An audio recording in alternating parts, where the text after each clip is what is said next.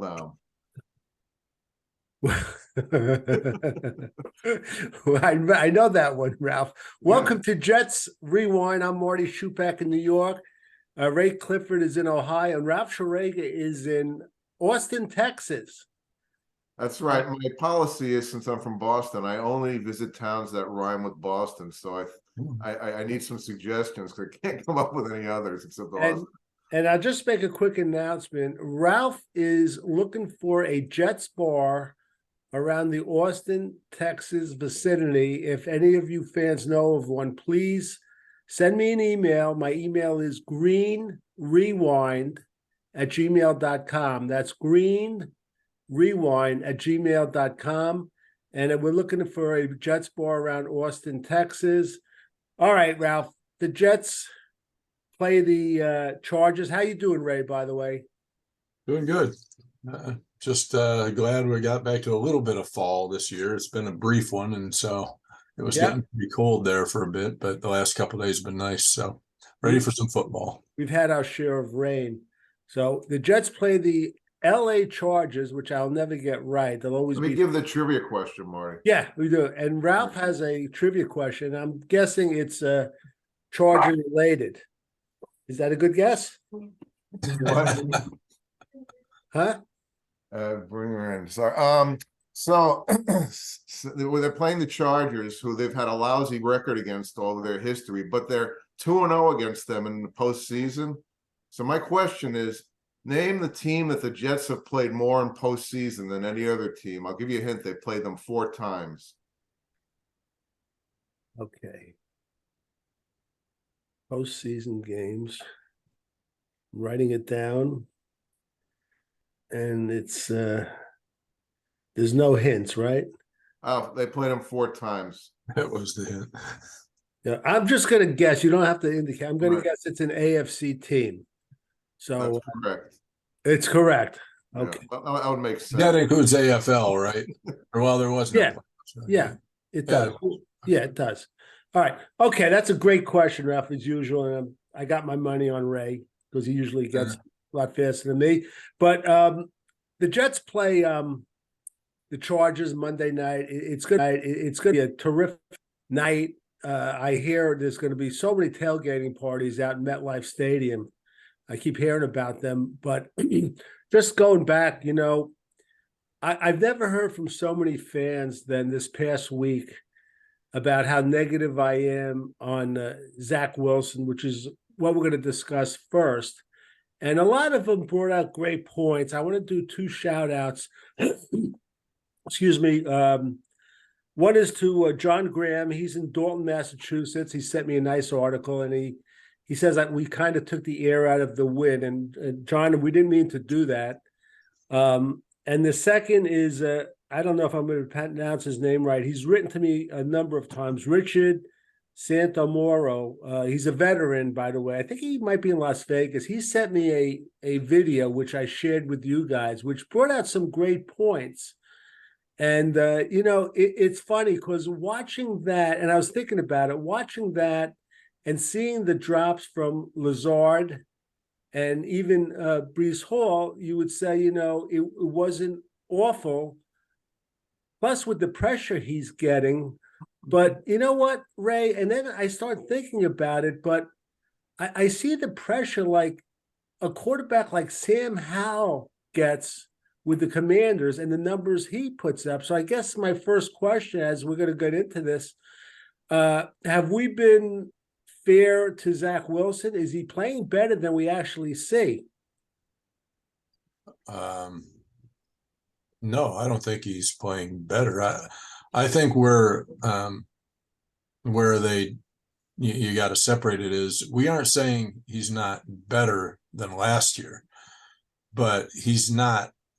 I mean, he hasn't made leaps and bounds. He's taken some baby steps and gotten improved on certain things. And I would say a lot of that is because of Aaron Rodgers being there. You can see some of his play action and stuff like they showed in the video you posted,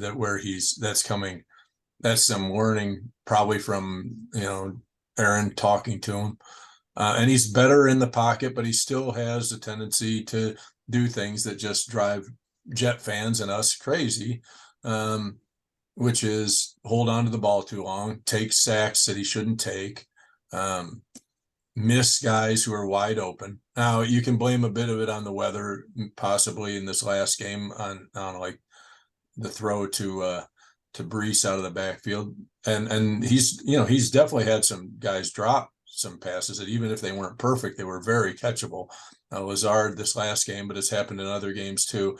So, and the line is not great, but there are things he can do to lessen what's going on. And I don't think we're being unfair. I think, as a matter of fact, we were calling people out for being overly harsh on him there a few weeks back. And then it seemed like everybody was saying, let's back off a little bit. He's still young. He's still learning. I mean, it got brutal there for a while, but I don't think we're being unfair to him at all. Ralph, is it the fact that he'll make some passes like he did to Garrett Wilson, but then he'll make an egregious error or faux pas, like on the 4th down, getting a 10-yard sack? What is it? Well, he still makes mistakes. All quarterbacks do, and I think he's making less. People were annoyed when he dirted that ball to Brees Hall, but he hasn't done very much of that this year. Last year, every game he was doing that 3 or 4 times. So, like Ray said, there's improvement, incremental improvement. The way I look at the whole Wilson controversy is that his supporters, I think, overrate him, and I think his detractors are way too hard on him. I think the answer is somewhere in between.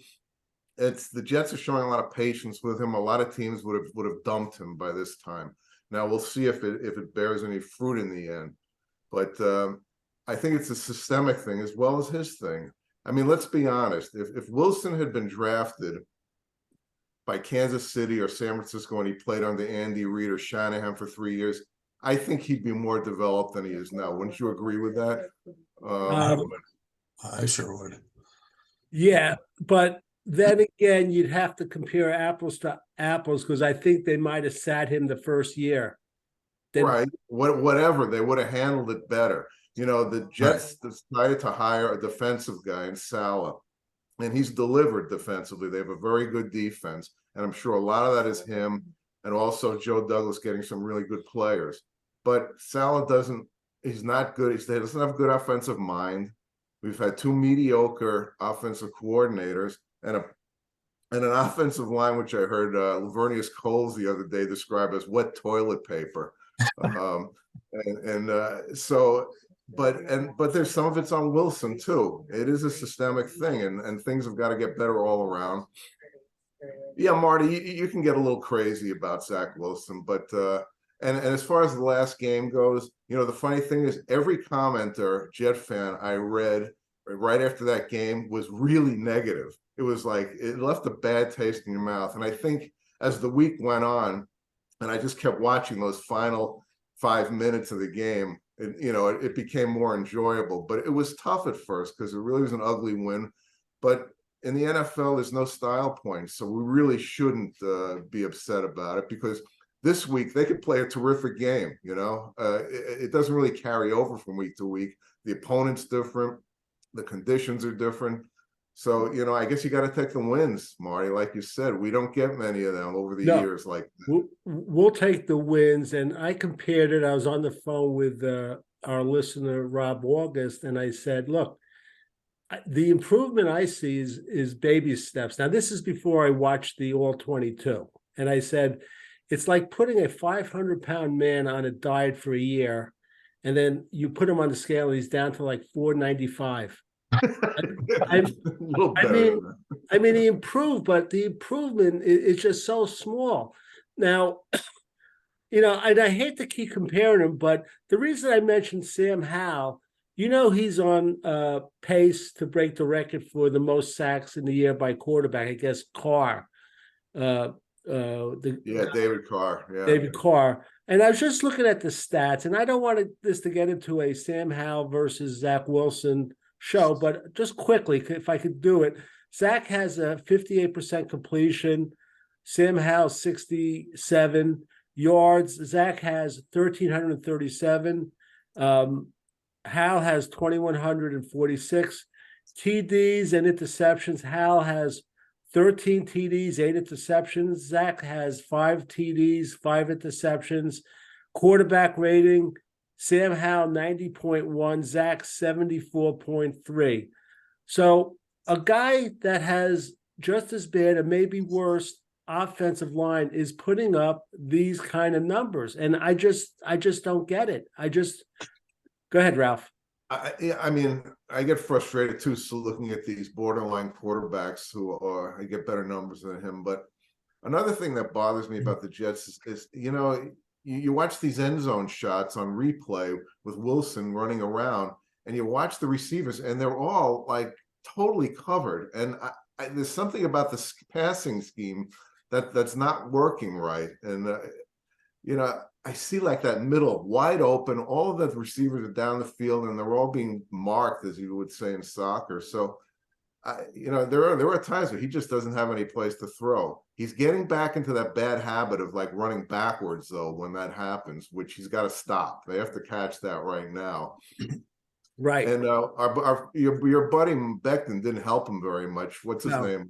Thibodeau was running around him like he was a turnstile the last week. But by the way, I'm glad you brought that up. I just want to, because I went back looking at the film, and I had said that Dexter Lawrence after the first quarter wasn't as effective, but that guy was awesome all game. He was strong. He had 15 pressures. Yeah, the guy was phenomenal. No, look, he was going up against 8th string guys off the street. I know, and also, he had a lot of guts going in there, Xavier Newman, but on one of the plays, Lawrence just pushed him right back. Well, ironically, the last play when he beat Xavier Newman and forced Zach to roll to his right, that probably made the play because he threw that nice pass to what's his name, Lazard. Yeah. One other thing I want to say, Marty, is I know this. I don't want to. I'm bringing up Zach's college career, and people, have this false narrative that he never played against anyone. That was his junior year, his final year. His sophomore year, if you look back at the Tennessee game at Tennessee, 100,000 people there, they were down 16-13. They had the ball at about their own 20 with about 30 seconds left. He hits a 60-yard pass. They kick a field goal, and then he throws a touchdown in the overtime to win. And he almost brought them back on an incredible drive against Coastal Carolina too. My point is that I feel like he functions better when things are rushing. It doesn't give him a chance to overthink. And you could see it the other day in the Jet game and Sal has been saying that he's been really good in the 2-minute offense in practice. And I know you don't want to do it all the time, but they have got to play some hurry up offense occasionally when things are going 3 and out, change it up. We've been saying that for Ralph. All three of us have been saying that for 2 years. I know. But if we keep saying it, maybe they'll catch our broadcast one day. I don't get it. It's just so obvious to me. You don't want to burn them out. Ray, we're going to move on, but quickly, am I doing a lousy comparison with the Sam Howell, who's putting up better numbers with a same or weaker offensive line? Well, first, I don't know that I haven't looked at Washington enough to know if their offensive line is actually like ours. But, the hard part is you're comparing a different offense, and that makes a big difference. The scheme, how they run it. Yeah, and also how much they're letting them do. I mean, right. Washington has always, with their receivers, pushed the ball down the field. As far as, and I just want to say, as far as some of the other things, I mean, that Barrier, we were giddy over the Jets win, but when we come on here, we aren't just coming on. No, yeah. We're analyzing the game, and that was a horrid game to watch. It was everyone said it. Every person on TV and radio. I love that we won. I mean, it would have been 10 times worse, 100 times worse to come in here for that game if we had lost like we were probably supposed to.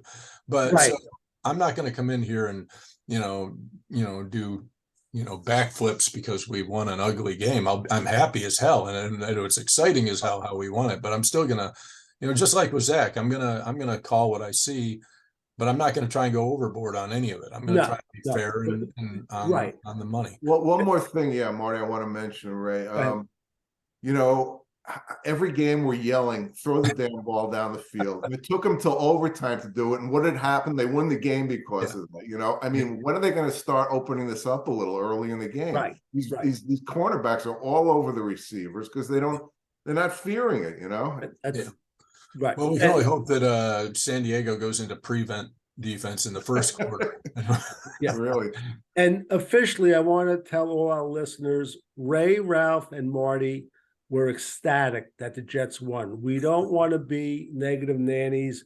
We love this team. We bleed green, but we try to be objective also. And the other thing is, guys, if you see, there's a few things changing where the Jets were always like the unlucky team. If you look at the last couple of games, it's like one or two plays just changed the whole outcome. I mean, think about it. If Tony Adams doesn't make that interception, if Zach Wilson doesn't get up to the line of scrimmage with 1 second to go to spike it, the whole season is completely different. If Thibodeau doesn't jump off sides on the play before, it would stop the clock at midfield. You can count so many plays. If Alan Lazard takes one more step, they're done. You know. but that's my point. It just seems things are shifting a little. Well, even in the losses, they're shifting a little. Remember, Cobb almost caught the Hail Mary at the end of the New England game, and and things like that almost went. If we'd just not gotten those cheap penalties against Kansas City, you know. Well, my theory about the NFL is you got a few elite teams, you got a few horrible teams, and all the rest are in the middle. And whoever is the ones that make the playoffs are the ones who get those plays, those bounces. Like last year, the Giants were winning all those close games, and I was thinking, Minnesota, fool's gold. Minnesota too, every week. And look what happens. You know, it's so maybe this is a Jet year. Who knows? Well, I've always told you guys, and told all my friends and family, and especially Michael Schupak, that 21 year run the Patriots had with Brady, I've never seen the stars all in line, everything happening. And I know Brady is the best ever, but this is a combination of him and everything happened for the way it happened. You could have a litany list of everything that's going on, starting with the Tuck rule. From there on, it was unbelievable. And maybe this is starting back on last year's Cleveland game. Maybe this is really, it's starting to happen. And I just want to throw one in, not on the agenda, but I want to ask you both, is Robert Saleh closer to becoming an excellent coach or closer to getting fired? I'm going to start with Ralph. If I had to choose one, I'd say an excellent coach. Despite the fact that we want him fired in every game in the middle of the game, we're texting. Marty would be changing coaches like mid-first quarter. I would every game. Ray, what's your feeling? I mean, I don't know on the excellent coach part, but I thought after Rodgers went that this could be a really ugly season, and here we are at 4-3, and I just think that I think he's improving. I don't know about excellent, but he's becoming a solid coach, and we'll see if he keeps improving. He could turn into an excellent coach as long as he keeps the guys playing for him. I think he has a chance to be a good coach. Yeah, and on 2 Minute Tuesday, I don't know if you guys heard it, but I had said, if with Robert Saleh as coach, do not turn the TV off and do not leave the stadium. A lot of people did it the other day. Boy, did they. I was very close. Yeah. And Ralph, I think, turned off the Cleveland game last year. I did. No, Ray did. Ralph called me after the bomb touched that made it a one-score game. Yeah, but the point is, say what you want about some incredible untimely penalties with Clemens, with Jermaine Johnson, and all this, but this team plays hard for this coach from beginning to end. And except for the Dallas game, where it wasn't really much of a game, they've been in almost every game, I guess, of the season. So I want to give him kudos. And I'm the guy that has him fired about 10 times every game. I admit it. because that's my knee-jerk And reaction you have Zach Wilson bench. There are 5 everything too. all the But time. When we get to that's this, just venting. We understand that. well, Oh, you talk about the penalties, Marty. And this whole nonsense about the Jets never getting a roughing call on their quarterback, and you hear people say, well, Mahomes and Burrow, those guys, they're the elites, so they get protected. Well, guess what? Tommy DeVito got one called on him the other day too. So how does poor Zach Wilson feel? And he gets killed in he the was getting Oh. killed.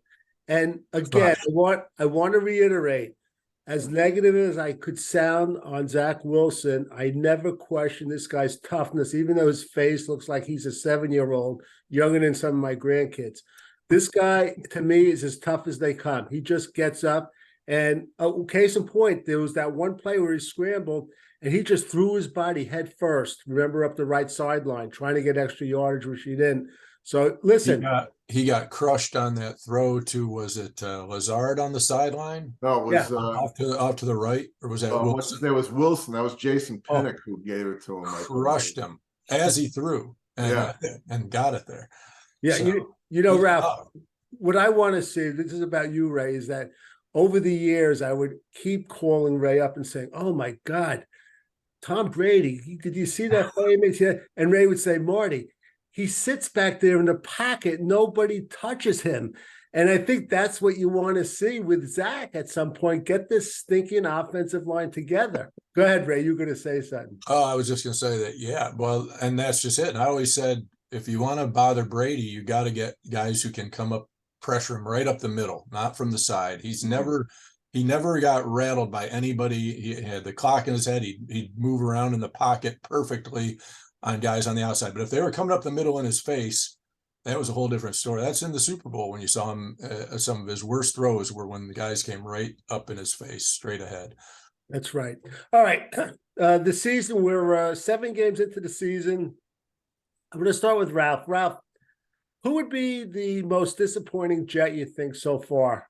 For me, I hate to say this because I was so excited when they drafted him, but I'm a little disappointed in Will McDonald. He's made 2 really good plays this year. He recovered the fumble and he jumped over the guy to rattle Gano. But I haven't seen anything as far as pass rushing goes from him, and I thought we'd see a little more by now. Ralph, I just want to mention, because I looked at the All-22 earlier, fairly close. He made a really nice play and a running play that they pointed out too. Yeah. But random plays. Yeah, I agree with you. He hasn't been what we thought. Okay, Ray, what about you? Yeah, as far as Clemens, I think he's still got to gain a little weight and just learn how to shoot. McDonald, you mean? McDonald, yeah. He's got to learn. Clemens, occasionally he could, Yeah, I know he could. I think but plus he's getting limited action, so he's right. I'm giving up on him by no way. I think there's a lot of potential there. But once I saw him around the other guys, I'm like, he's not really big. He's got he's got to get a little weight on him and keep the agility. But for me, it is Clemens. I think I expected a little more out of him on the defensive line. I think he needs to quit with the Negan thing and getting everybody from and Negan was the bat when he came in to walked in on training camp, and just be himself and make plays. I think he's got a ton of potential, but I think it's all him that has to kind of change his thinking and go after it. I mean, I'm disappointed in him so far. Yeah, it could be a sophomore slump, A little bit, so to speak. It's funny, Ray. I wrote 2 names down, and one of them was Clemens, thinking that one of you guys would pick him. And I'm going to tell you a guy who I really like, and it's really not 100% his fault, but he's got to make the most out of everything thrown to him. Tyler Conklin. I'm a little disappointed in him. I thought he would be almost on the verge of having a huge breakout season. He's dropped too many balls.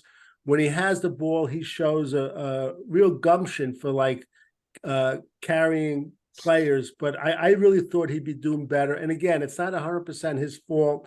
I want Zach to get him the ball more. So that's my pick. And I just want to jump down to Ralph. Any comments on that? Conklin, I feel like if they can get him the ball more, he'd be really good. You know, you always wonder who he basically throws to Garrett Wilson, but he's looking at him like 80% of the time. You know, his first year he was looking at Corey Davis 80% of the time. He's got to see the more of the field. You know, that's, you know, he does lock in.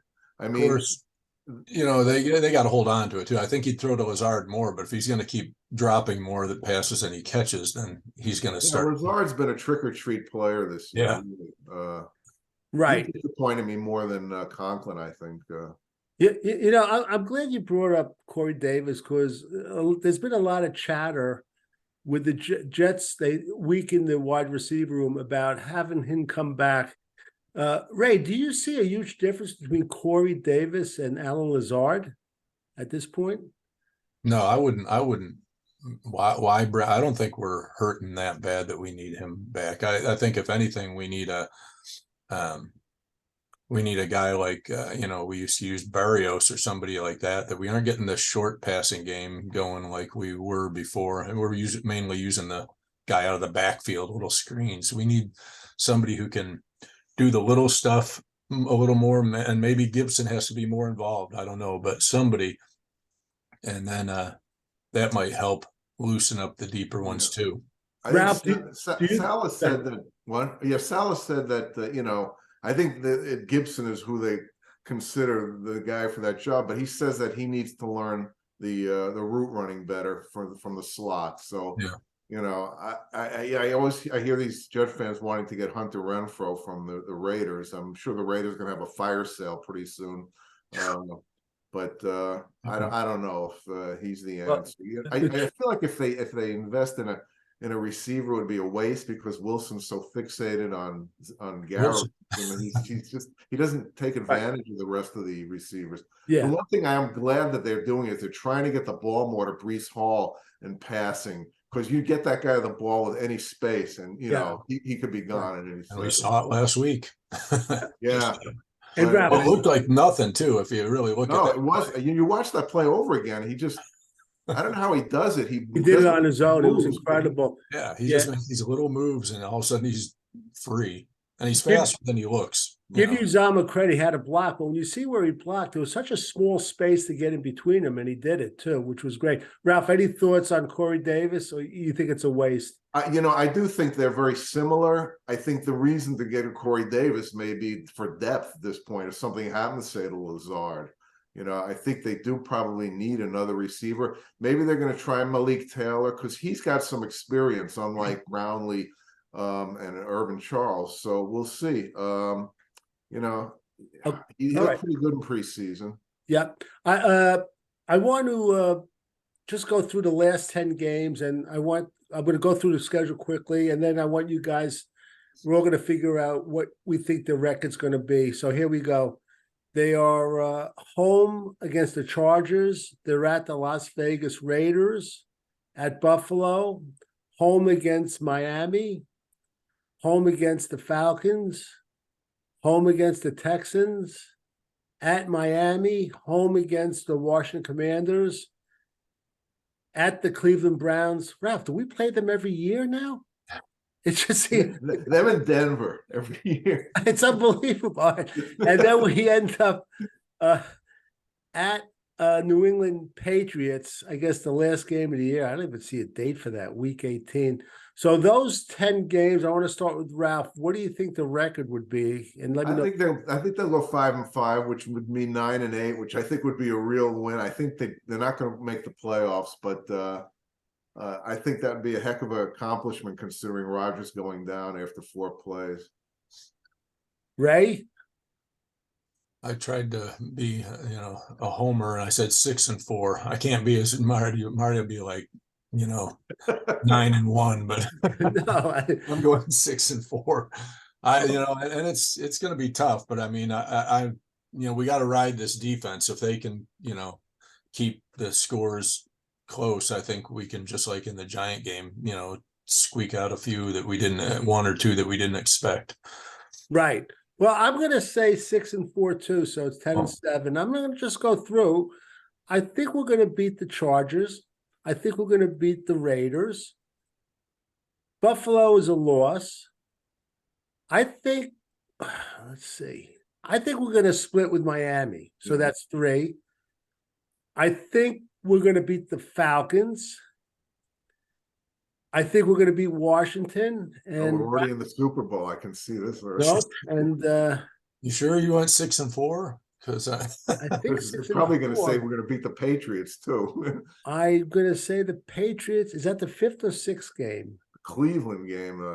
Cleveland. What about Yeah, the Texans? We play the Texans. Texans too. You forgot the Let Texans. me go through it again. I think they're going to go 8. Chargers, Vegas, Miami, Atlanta, Houston, Yeah, you didn't say Washington, and I think we have 6 or 7 wins. I think of Well, course this depends upon injuries and all that stuff, but 7 gets us in the playoffs. Definitely 6 might yeah, as well. they could do it. They got to start with Monday night, but they could do it. All right, we're gonna go right into Marty's Over-unders. 5 points. Okay, The before we do over-unders. the over-unders. Okay, Well, Marty's We'll do 5 that. points. So Ralph, a little music. Dun, dun, dun, dun, dun, dun, dun, right. dun, dun. Here we go. And not knowing the Chargers that great, but Ralph alluded to this.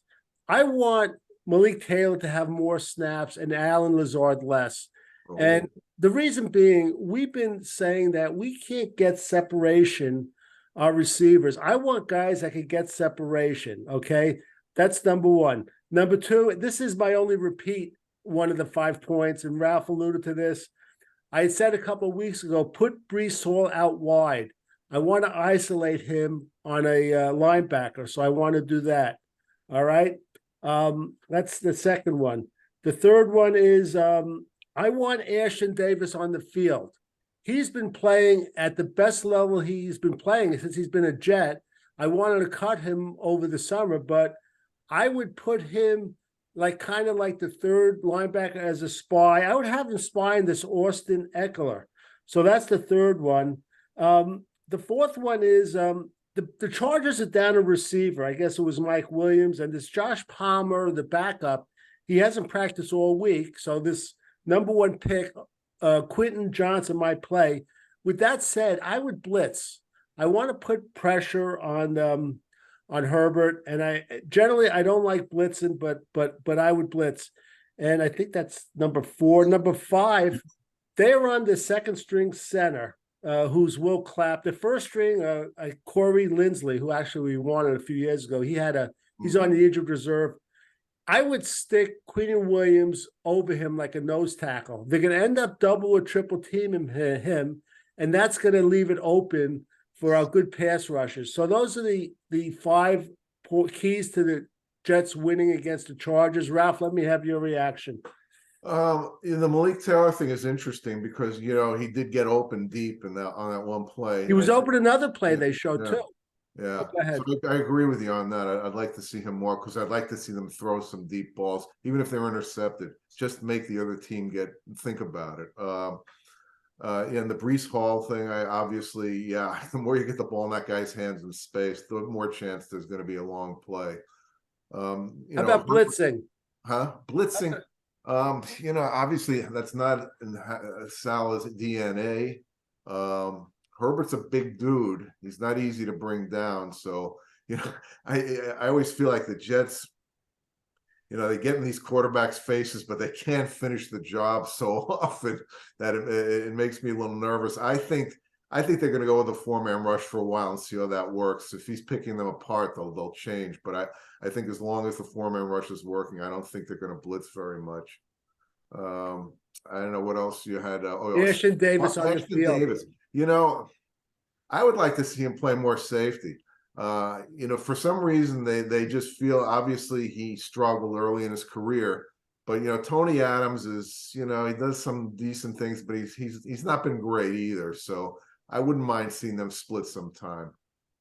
Okay, good. Ray, any reaction from anything I said? If you want to add a 6th or 7th point, feel free. Well, as far as I wouldn't mind them blitzing a bit. Just you got to play it by the circumstances and everything. But if we're getting there with 4 guys, then they don't need to. And when I say getting there, I don't mean necessarily getting a sack. But if they're pressuring him, getting him out of the pocket, and he's got to do things on the run, then I see him leaving it as is. I'm never going to say don't do something with Breece Hall to get him more touches, but I don't want to see him. I'd like to see him go less out of the shotgun than they do, and just keep going under center with Breece Hall or whoever in the background, and let him go out that way. It just gives the defense more to think about. There's a lot less to worry about if he's in the shotgun. In my opinion, it's easier for them to, defend from a standpoint of what they might or might not do. But as far as Ashton Davis, I think right now Tony Adams is so iffy that I'd be fine with him going in, like Ralph said, at safety. I wouldn't mind seeing more of him on the field. He seems to be making plays when he's out there. He's a pretty sure tackler. I like that. And what was Malik Taylor. I wouldn't mind seeing him and Lazard both on there with Wilson, something like that. Throw him, just mix it up, get them all out there. Right. You don't have to go with the same guys all the time. But if you got Lazard on one side and Taylor on the other, then and then Wilson kind of in the slot, I think that would mess teams up a little bit. But I don't know if they've ever practiced anything like that. But get them all out there, I'd rather have Xavier or Gibson at times rather than Lazard. I want speed on the field. I want to get separation. Yeah, I mean, I think they will at some point get him a lot more. It's just like I was saying, the short passing game. I don't think they think he's ready for it. I mean, you could put him on the outside and just say, go, and he could do that Right. just fast. Right. You want to just stretch the defense. Just a quick announcement. And when I said I wanted to blitz more, I had Ralph's man Quincy Williams in mind. He's been named the defensive player of the month. He's had a great month. AFC, yeah. AFC for the month of October, which is, I think, well deserved. Well deserved. Yeah, he was just outstanding. Okay, now we're going to go. As was Morstead, by the way, with the special. Yes, Morstead got the special. Did he get that? I figured he would. Yeah. Yeah. Oh, yeah. Unbelievable. Yeah. All right. Let's go to the over-unders with the highlight of the of Jets Rewind. The first one is Justin Herbert, 270 yards passing. I'll start with Ralph. Over under. I think he's going to go over.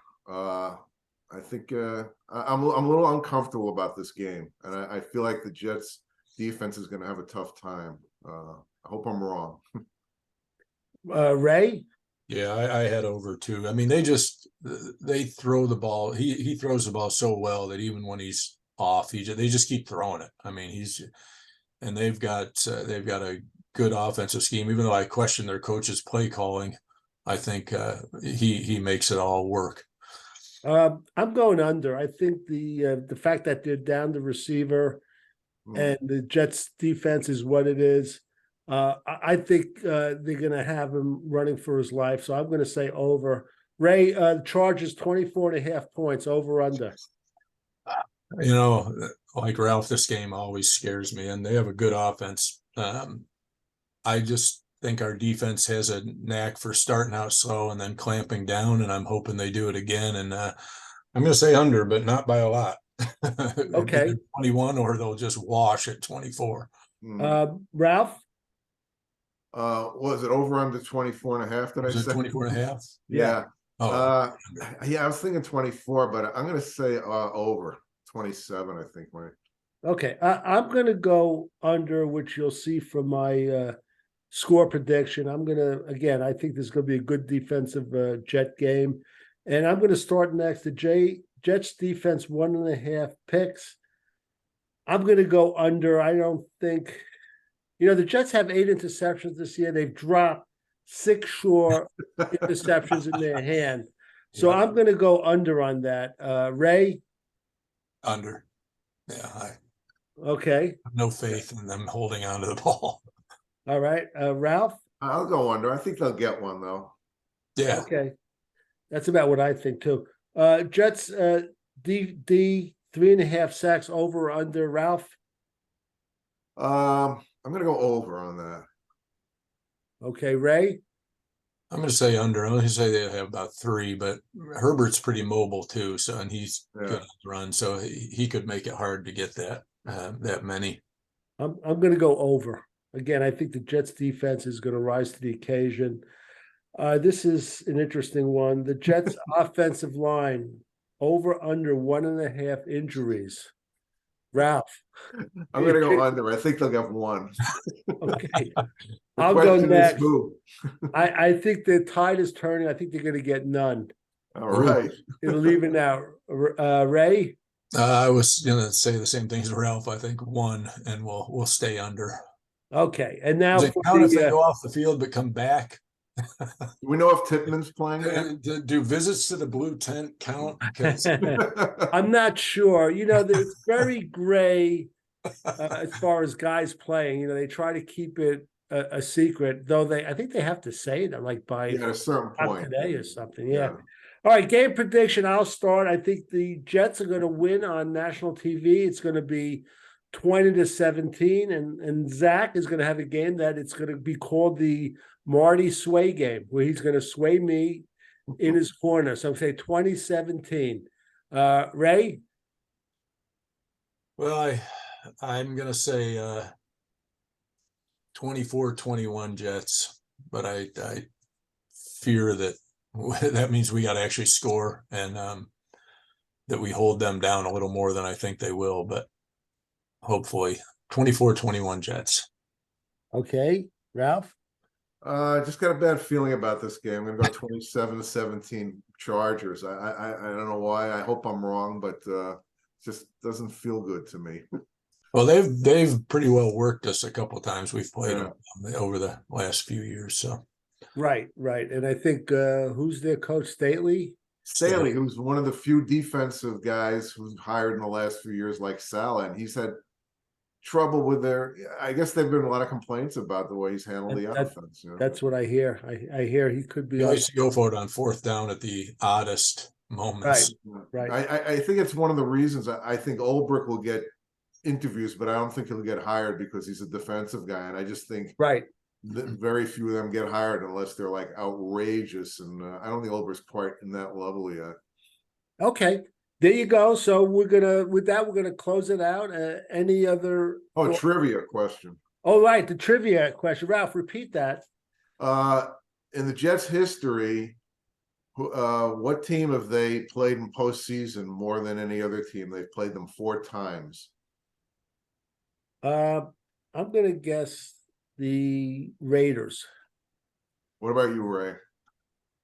I had it between the Raiders and the Pats. I'll go with the Pats since he said Raiders. It is the Raiders, Marty. And the 4 games, of course, we know the number 1 was the championship game.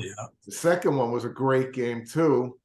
It was in 1981 or when they beat them in Oakland, 17-14. Actually, they were in LA at that time. And then they lost back-to-back in the early 01 and 02. That was with Gruden. Patriots, they played 3 times, Ray. Right. I thought, I was sure of 3 on both of them. And I was trying to remember the 4th on the Raiders, but I couldn't. I forgot about that one with Vinny Testaverde, which was the year before the Pennington one that they got. Right. What about the Chiefs? Twice the Chiefs. Pittsburgh, just the last playoff game they played against them. Oh God. You want another trivia question? Who's the team that they've beaten the most in postseason? They're 3 for 3 against them. Not the Patriots, is it? No. They didn't play 3 times. We lost the Patriots a couple times. Hang on. Let me think for a sec here. Can't be San Diego. Yes, they're 2-0 against San Diego. 2-0. Okay, I was going to say yes. It is. They haven't lost to them. You're going to love this one. Can't be Buffalo, Miami. I give up. It's the Colts. Oh, there you go. How about that, huh? That's a great question. As Joe Frazier would say, how about that? How about that? Yeah. All right, we're gonna close this out for Ray Clifford in the Buckeye State, Ralph Schrager in the 5-gallon hat state, and I'm in the Empire State. Yeah, with recessions, right? 10 gallons. Enjoy the LA Chargers at the Jets, and please, if you tailgate, please drive safely on the way home and have a designated driver. This is Marty Schupak. Until next time.